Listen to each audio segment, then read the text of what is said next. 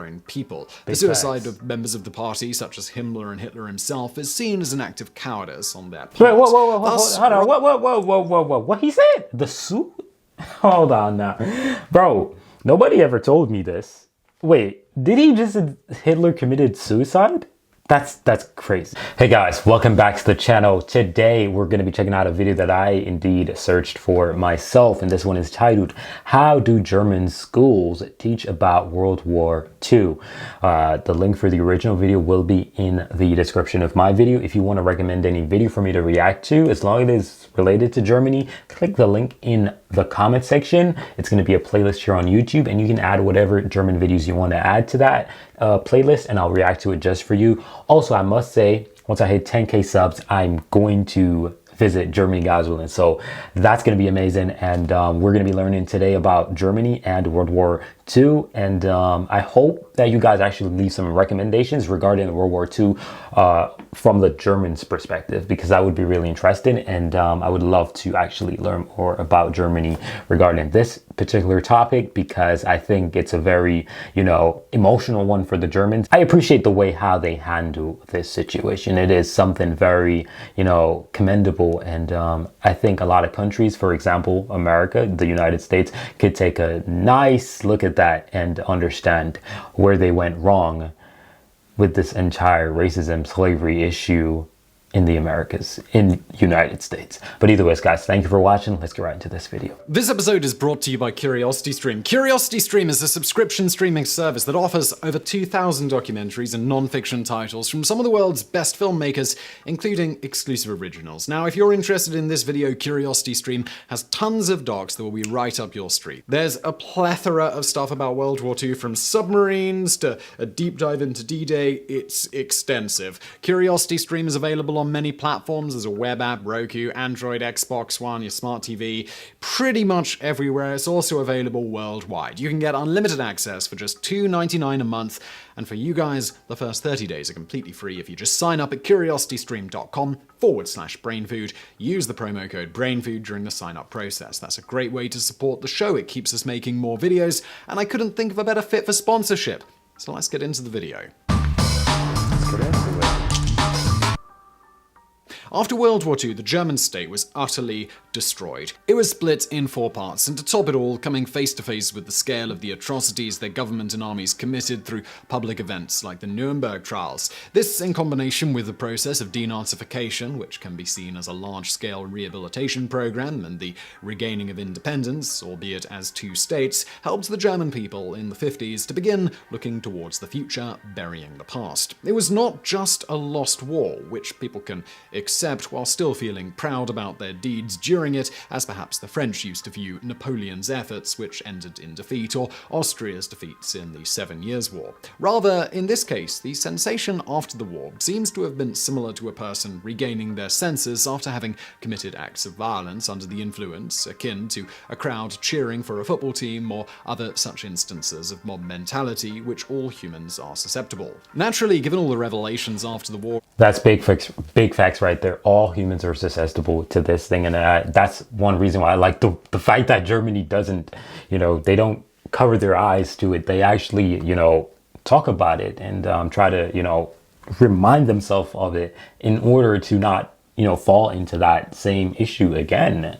and the atrocities committed, the Germans collectively wanted nothing more than to forget and focus on new goals. First, the economy, which led to the German economic miracle, and then on the foundation of the European Union, of which in the coming decades it would arguably become the leading country. But what about the history books in school? After all, typical after any conflict, whether a given side is the winner or the loser, the history taught in schools tends to be colored to favor one's own people. This, however, could not happen in Germany. The reasons for this were varied, from making sure something like that couldn't happen again, and of course the scale of the atrocities on a global level and the small time gap that separates us from those events and how well documented those events are. This brings us to the broad strokes of how this particular conflict was and is taught in German schools. We should point out here clear that in Germany the education system is regulated not by the federal government but independently in each of the 16 states that constitute the German Federal Republic, or BRD. So the way history is taught, although generally falling within the same lines, can vary a lot from region to region. For example, the choice of literature used in the various classes differs greatly, not only from year to year, but also from federal state to federal state.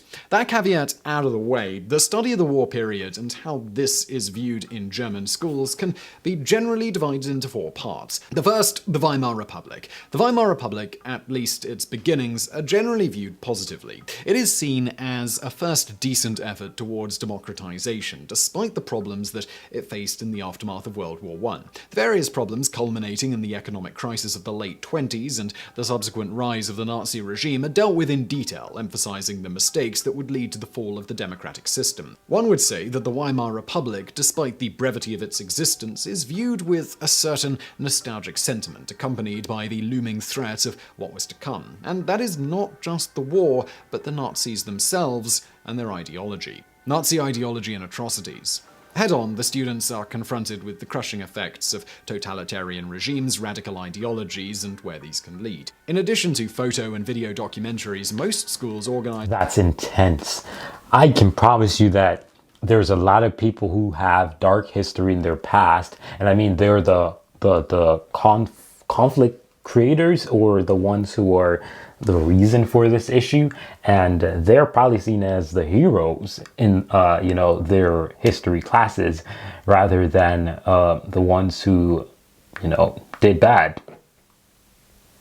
Yeah, it's very sad. Mandatory school trips to Holocaust memorials, usually former concentration camps. Wow. This does not only apply to history class. Students are also introduced to the works of literature tackling the issue of Nazism and ethnic hate in Europe at the time. This can include, but is not limited to, authors such as Bertolt Brecht and Thomas Mann. Additionally, Jewish voices are amplified in terms of Jewish poetry, reports from survivors, and historical documentaries focusing on the long-term consequences of hate and violence. Some of the literature choices indicate that the schools try to emphasize the aspects of humanity and also the problem of group mentality and prejudice, as seen in works such as the post-war play Andorra by Max Frisch and more recent works such as The Boy in the Striped Pajamas from 2006 by John Boyne and The Reader by Bernhard Schlink. They also look at the diaries of Anne Frank. Excerpts of pro-Nazi texts are also studied once the students are deemed mature enough to handle this. In this vein, excerpts from Mein Kampf are tackled in advanced history class, stressing the contradictions within the text, what contemporary citizens might have identified with, and the lack of morality therein. Interestingly, as if to complement Nazi ideology with a similar type of prejudice, the other major topic focused on intensely is that of slavery, racism, and segregation in America. The war itself.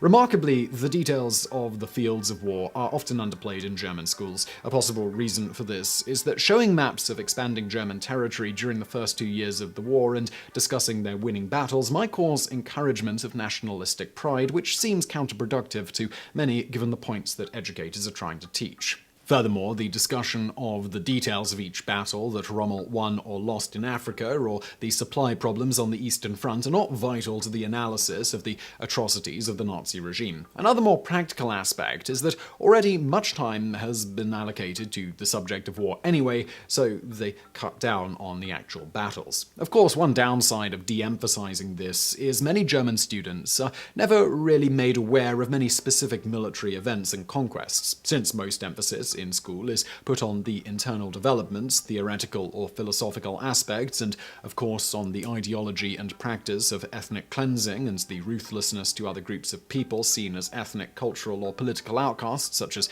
Jews, homosexuals, communists, etc. The result is that the military developments of war are understated, as alluded to. The result is that, shockingly, many German students are actually surprised to learn things like that Germans invaded places like modern Ukraine, modern Serbia, and Greece. In contrast to these broader war strokes, resistance against the Nazi regime within Germany is heralded as an example of heroism and bravery, one such example being the siblings Sophie and Hans Scholl, members of the resistance group the White Rose. Such examples allow German students to find figures from the wartime with whom they can identify with. On this note, not every regular German who lived in the 1930s and 40s is painted as a terrible person. After all, when dealing with such a large group, as in any populace, there are plenty of good people and a percentage of bad. That said, given all that happened, a large emphasis is put on even most of the good people being complicit in the atrocities by looking away and not doing anything to stop it. Defeat and post-war. The major destructions in Germany and the high cost of human lives during the war is not attributed to the Allies, but rather to the Nazi regime itself, which is being viewed as the perpetrator in starting an unnecessary war in the first place. Furthermore, most of the destruction on German soil was inflicted in the last year of the war. The obstinacy of not surrendering, even as it was clear that the outcome of the war would be negative, is seen as proof of the minimal care the Nazis expressed toward their own people. The suicide of members of the party, such as Himmler and Hitler himself, is seen as an act of cowardice on their part. Wait, whoa, hold on. What he said? The suit? Hold on now. Bro, nobody ever told me this. Wait, did he just say Hitler committed suicide? That's crazy. As proof of the minimal care the Nazis expressed toward their own people. The suicide of members of the party, such as Himmler and Hitler himself, is seen as an act of cowardice on their part. Thus, rather unique in history, the opposing forces who were victorious are not generally seen in a negative light by those they defeated. Far from it. On that note, the occupation of the German cities by the Allied army is characterized as liberation. This is despite, of course, the fact that the Allied soldiers at the time didn't seemingly view the race to Berlin as a race to free Berlin. The choice of words, however, comes with the emphasis that by losing the war, the German people were freed from Nazism. An interesting example comes from alternative history broadcasts that contemplate a world after supposed German victory. These paint a horrific dystopia in which the Germans, as well as the occupied people, would be suppressed by a ruthless Nazi regime. The 8th of May is therefore known as the Day of Liberation. Making parallels to the way the European Renaissance supposedly liberated the medieval people, the liberation as well as the denazification process led to an internal catharsis among Germans concerning Nazism. Reflecting all of this in popular German cinema, German war films, especially in the last few decades, tend to deal with the subject with honesty, showing the gradual shift to madness caused by hollow mass delusions, often in a tone more fatalistic than heroic. Therefore, they can be much deeper than a typical war movie, and if you're up for that, you might enjoy work such as the Generation War miniseries. There's also the movie The Fall, perhaps mostly known thanks to the most meme-ified Hitler scene ever. Of course, one major issue of all this, in the way it's taught in schools and extreme emphasis placed on this period of history, is the subject of imposed collective responsibility on modern Germans, even if just implied or felt, rather than ever explicitly stated. At first glance, it is good to study these events in great detail to make sure they don't happen again. However, an issue for Germans, of course, is the sense of collective responsibility, despite no student today, or their parents, or even potentially their grandparents, having anything to do with any of that. How much weight does the idea of original sin have? How is a person born in the 2000s responsible for the Nazi atrocities? Yeah, they're not It is still heavily frowned upon to display the modern-day German flag, despite officially and explicitly not being a Nazi symbol.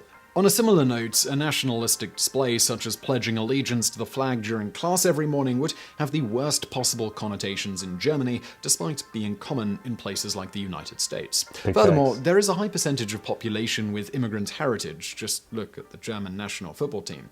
As you might expect from all of this, there is some concern that the German school systems may go too far with the seeming obsession with the Nazis and all the mistakes that they were making, instead of spending more time on broader history, as is more typical in other nations. Whatever one's opinion on that, as an interesting little side note, the German denazification process was considered such a success that decades later Americans sought to apply a same methodology after occupying Iraq. Unsurprisingly, that was not exactly successful. So I really hope you found that video interesting. If you did, please do hit that. This is a beautiful video, man. This is beautiful. Listen, the number one case that I heard from this video that blew my mind, Hitler killed himself. There's no way that actually happened. Let me know in the comment section down below if that is factual, because that is history right there that I had no idea was actually a fact, right? But however, that's the end of the video. Thank you guys for watching. Hope to visit Germany one day, guys willing. And for now, I'm out of here. Peace.